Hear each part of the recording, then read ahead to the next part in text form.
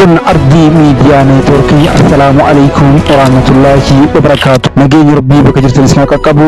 Amma sa'aatii oduu irra geenyeerraa warri haaraa gara Ardii Miidiyaa Neetwoorkiitti dhuftan chaanaala keenya kan yuutuubii sabiskiraayib, laayik, sheer godhaatii maatii keenya ta'a. Akkasumas gama toora telegiraamiitiinis jooyin godhaa.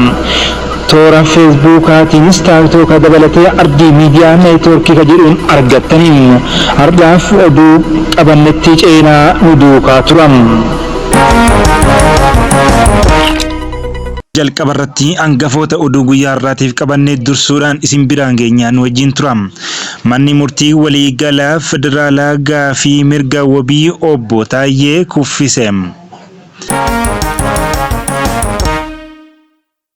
Ergamaan addaa Ameerikaa dhimma waliigaltee Pirootooriyaa irratti mari'achuuf gara Itiyoophiyaa ni imala jedhame. Rakkoo nageenyaa mudatee hordofee Suudaanoonni 700 daangaa Suudanii fi Itiyoophiyaa irratti danqamanii argamu.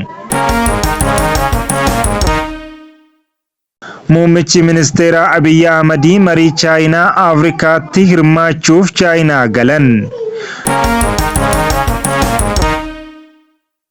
Liigii Musliimota Idil Adunyaa fi Jilli Majliisa Taanzaaniyaa Daarussalaamitti dhimmoota garaagaraa irratti mari'ataniiru.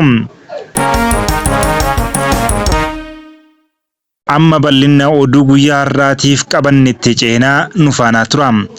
Manni murtii waliigalaa federaalaa gaafii mirgaa wabii deetaa ministeera nagaa duraanii obbo Taayyee Danda'a kufaa taasise.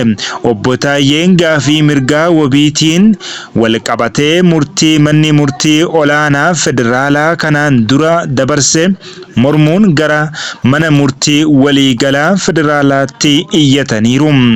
Yakki obbo Taayyee ittiin himataman jiran kan meeshaa waraanaa seeraan ala hidhachuu waggaa 8 hanga 25 kan adabsiisu ta'uu eeruu mirga wabii isaanii akka hin eeggamne teessan.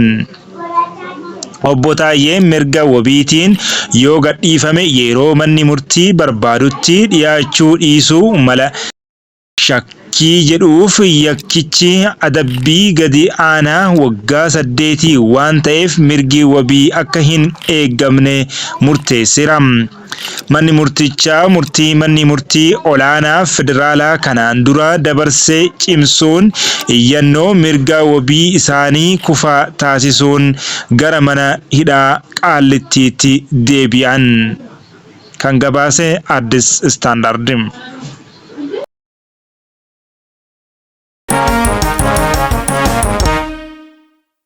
Ergamaan addaa Ameerikaa dhimma waliigaltee Pirootooriyaa irratti mari'achuuf gara Itiyoophiyaa ni imala jedhame. Gaanfa Afrikaatti ergamaa addaa Ameerikaa Maayik Hamar imala hojii fulbaana 3 hanga fulbaana 13 2024tti gara Itiyoophiyaa biyyoota hedduu taasisuun dhimma walii galtee Pirootooriyaa irratti mari'achuuf gara Itiyoophiyaa ni imala jedhame. Ibsi ministeerri dhimma alaa Ameerikaa baasee akka agarsiisutti ambaasaaddarri Maayik Hamar hojiirra oolmaa walii galtee Pirootooriyaa ni gulaala jedhame. Ameerikaan mootummaa Itiyoophiyaa bulchiinsa yeroo Tigraay deeggaruuf kutannoo qabdu itti fufti ibsichatu jedhe.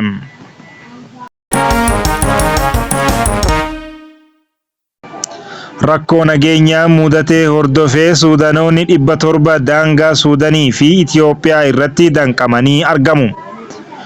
Lola Suudanii fi Itiyoophiyaa keessatti gaggeeffamaa jiru hordofuun lammiileen Suudaan 700 ol daangaa Galabatii fi Matammatti danqamanii kan argaman ta'uu gabaafameera.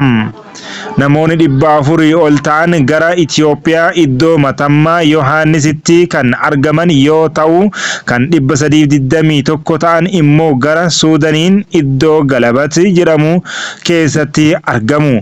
Namoonni kunneen sababa lola Suudaan keessatti deemaa jiruuf waldhabdee humnoota mootummaa Itiyoophiyaaf hidhattoota naannoo Amaaraa Faannoo ofiin jedhaniin danqamu ibsameera.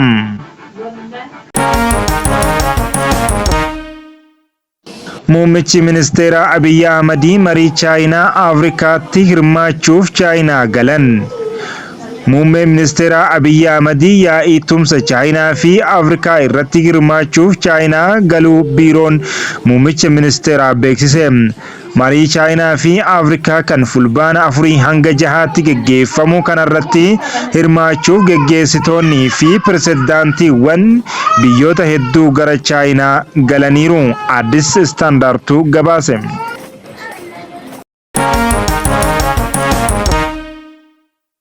Liigii Musliimota Idil Adunyaa fi Jilli Majlisa Tanzaaniyaa Daarussalaamitti dhimmoota garaagaraa irratti mari'ataniiru.